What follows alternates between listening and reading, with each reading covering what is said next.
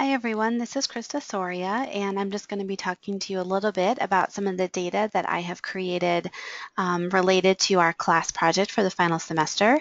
If I have an opportunity to teach this class again, which I hope that I do, I will definitely be using these data in the future. And so I just want to thank you all so much for, sort of bringing your concerns to me and through progressing through all the ambiguity that we've had without some data. But I'm so happy to have created a data set that we can use to help us finish our final projects. So the overall goal, just as a sort of a refresher, is for the Office of Alumni Affairs to increase the overall pledge fulfillment rate by 6%. That's their goal. The data that we already know are that there's a decline in donations from donors over the age of 55, and folks believe that's due to retirement, illnesses, and the fact that some of these older alumni are now helping others to fund their education. There's also been an increase in the number of donations from middle-aged to younger alumni, and specifically they've seen increases from graduates of the Native American Studies program.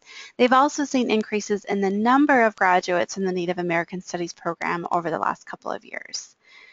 The programs that are in place right now, one is this big pilot program. These are weekend-long archaeological digs, and they're digs in partnership with alumni.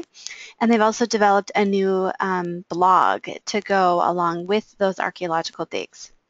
They found as a consequence, without a lot of numbers behind this, right? But what they've said sort of anecdotally is that alumni are more responsive to these ongoing requests for donations. They don't have any surveys or analyses to measure really the effectiveness of these efforts. What they have also seen concomitantly with this is that there have been increases in tuition because they're charging current undergrads who go on these digs, they're charging them tuition and fees. So they're getting a little bit of extra bump there, but that's not really in pledges and donations. They've also made some really strong efforts to build strong relationships with graduates in the Native American Studies program, but again, they don't really have any data to support, other than sort of anecdotal data to support if that's been successful. When it comes to some budget stuff, just some background information, they've discovered that most of their budget is directed to the alumni who are over the age of 55, and they're spending their funding on reunion weekends, major sports events like football and baseball, activities and dinner parties for these folks. They also put out a lot of money for mailings, newsletters, and then the alumni magazine. And they are seeing sort of an increase in folks from diverse major backgrounds, and they're really trying to target those different folks from different areas. But again, there hasn't been any data really to suggest the budget should be directed elsewhere, and so that's a part of their question is, should we be funding other means of reaching out to our alumni?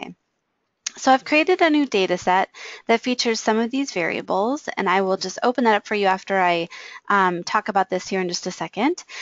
So I have created just a donor ID, which is just, and the database is 1,000 hypothetical donors.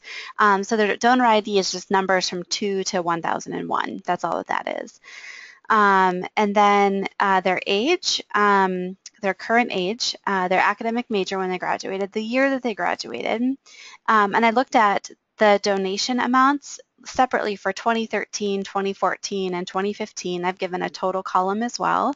Whether they attended any reunions in 2013 to 2015, whether they attended any athletics games, any dinners, and then whether they have also participated in the archaeological dig, the number of contributions they've had to the web blogs, and then whether they were mentioned in the alumni magazine or they had an interview for the alumni magazine. So I don't know if you all get your sort of alumni magazines, but sometimes you'll see a mention, right? Like, oh, so-and-so got a master's degree, so-and-so had a baby, so-and-so did this, right? Whatever that mention is. And then sometimes alumni are actually interviewed for those magazines as well. I've also indicated whether they've had any contribution to research, and that would be if they donated to a scholarship fund, if they got a publication out of the deal, just some sort of research-related activity, because that was kind of a little piece of information that was mentioned. And then finally, their occupation and then their salary. So I've included all those pieces of information. And let me show you what that looks like in Excel document form. I know this is super tiny from your vantage point, but I have here their donor ID, age, academic major, year they graduated.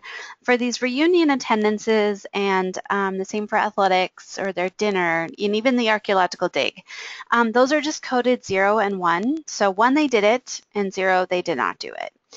For the contributions to blogs, those actually range. I think the highest was like maybe 7 contributions to a blog.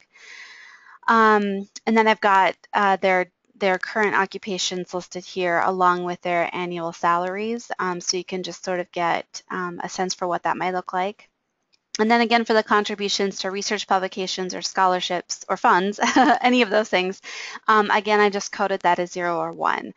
So sometimes in research, what I will do is instead of counting like the number of times somebody did something, I will just do, did you ever do it, right? And so when I've looked at college students' leadership development, for example, I've looked at, is it that you're a leader of 5 organizations, or is it that you're just a leader whatsoever, right? And so we can get, and I've done this with my library's work as well. So is it that you checked out 27 books last year, or is it that you just checked out a book at least one time?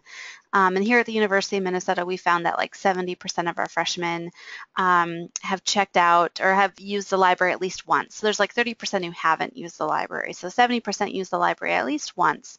And that's been a really good marker for us just to look at how that one-time use is predicted with students' retention and GPA, and it is, which is pretty cool. So that we don't get stuck in the weeds of like, oh, you should try to check out 5 books and 4 journal articles. It's just like, you know what, use the library at least one time, right? Because we're seeing some lovely associations with student outcomes if they just do it one time. So these are just coded for the most part 0 and 1, and then for the blogs, some folks have hypothetically written more than one blog here. So I hope that this will be helpful to you as you move forward in terms of having data to look at. There's multiple ways of recoding the data, of now looking at some of this new data here.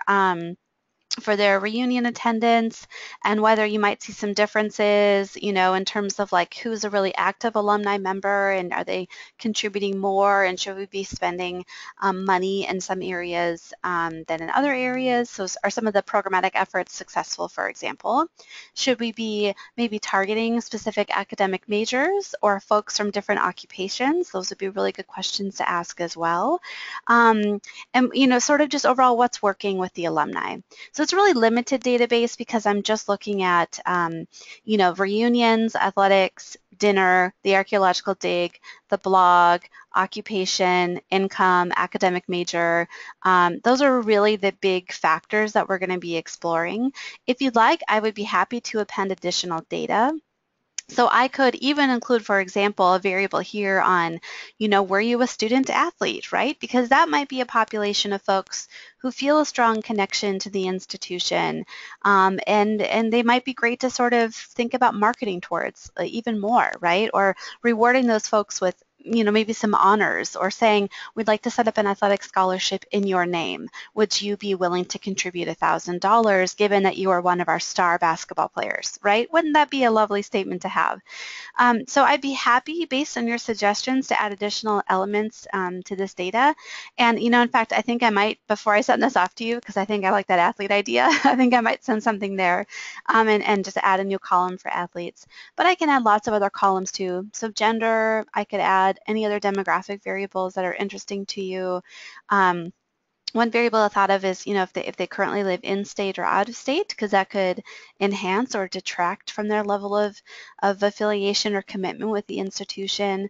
All sorts of lovely things that I can add to these data, and I'd be happy to do that based on your suggestions. So, definitely please let me know if you've got some alternative ideas to sort of expand things for our class.